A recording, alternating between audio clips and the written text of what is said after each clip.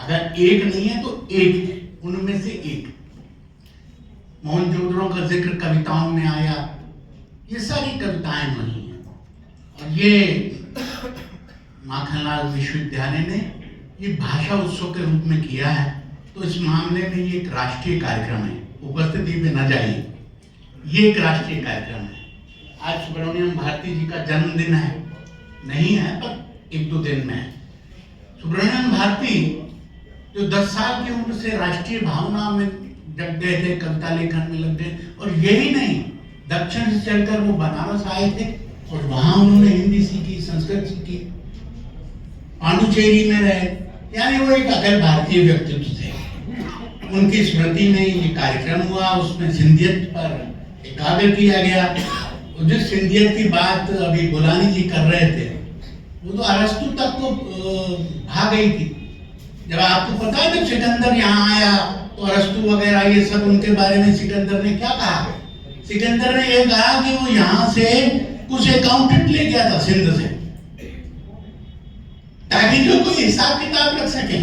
तो जिस मामले में सिंधी पूरे मशहूर हैं, तो सिकंदर तक ले गया था वापसी पे। ये के.आर. मलकानी की किताब में उन्होंने द सिंध स्टोरी लिखी, पढ़िए आप। उसने लिखा है कि उन्होंने यहाँ से जाते हुए जिन चीजों को ले गया, कुछ साधु ले गया था अपने साथ जबरदस्ती, और कुछ चार्टेड अकाउंटेंट ले गया था कि सिंधी इसमें होशियार है, वो आज तक उपस्थित हैं। सिंध एक जो पहला कविता पाठ हुआ, उसमें जरूर एक बात थी, मैं समय बहुत हो गया, बहुत ज्यादा समय नहीं होगा। उसमें उन्होंने कहा था कि सिंधी बिना सिंध के,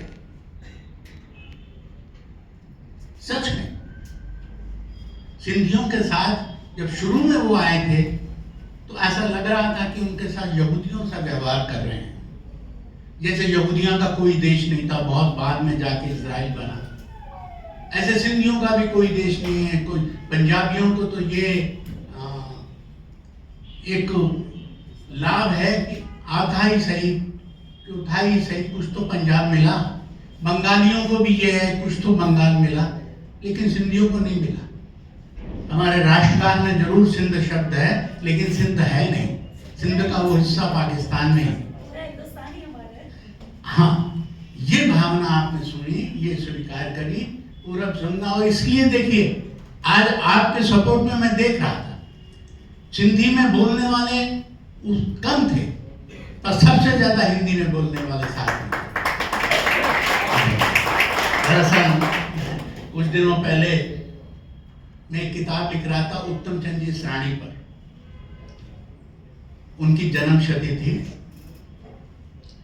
तो वही मेरे को खतरा लगा रहता था कि लोग मुझे सिंधी समझ लेंगे, आओ जाओ नाम से उसमें दोनों तरफ होता है। तो मैं अशोक जी को ले गया था साथ में, जब मैं उनके उत्तम चंद जी के घर गया था।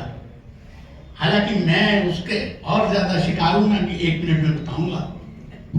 तो मैं अशोक जी को ले गया था साथ में, जब वो किताब होगी पूरी हो गई, फिर इनके साथ भी बड़ा भारी अत्याचार हो गया कि जिस प्रूफ रीडर ने अशोक मनमानी की बजाय अशोक मनमानी कर दिया, तो इनके साथ भी मनमानी हो गई। वो नाम ही मेरा मनमानी लिखना चाहिए मुझे। लेकिन किताब पूरी हुई उत्तम चंद जी के, उसमें उन्होंने एक बात बहुत अच्छी लगी मुझे, मैं कहता भी हूँ। उन्हें ये था कि मेरे पास, उनके पास जो निमंत्रण आते थे, उनका एक असूल था कि या तो वो हिंदी में आने चाहिए या फिर सिंधी में आने चाहिए। और उस नाते वो उस कार्यक्रमों में नहीं जाते, परिवार के बाकी सदस्यों को भेज देते थे।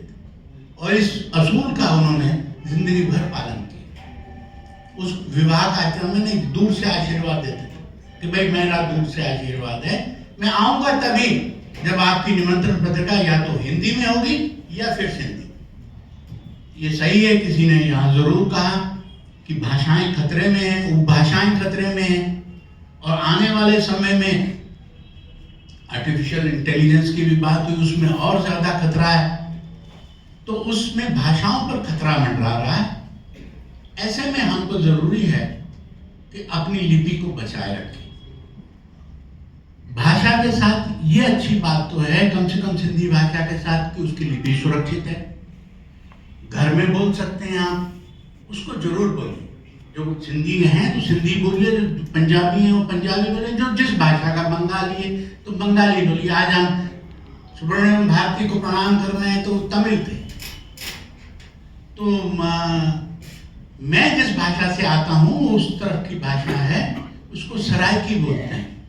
सराइकी की भी एक लिपि थी, लेकिन वो लुप्त हो गई, भारत में नहीं पनप पाई। पंजाबियत का मतलब सिर्फ गुरुमुखी मान लिया गया, गुरुमुखी के लिए हुआ, गुरुमुखी लिपि है, लेकिन कई उपभाषाएं, पंजाबी की कई उपभाषाएं लुप्त हो गई। ऐसा सिंधी के साथ ना होने दें, सिंधी को बढ़ावा दें, सिंधी को अपने घरों पे बोलें और सिंधी लिपि को पढ़ाएं।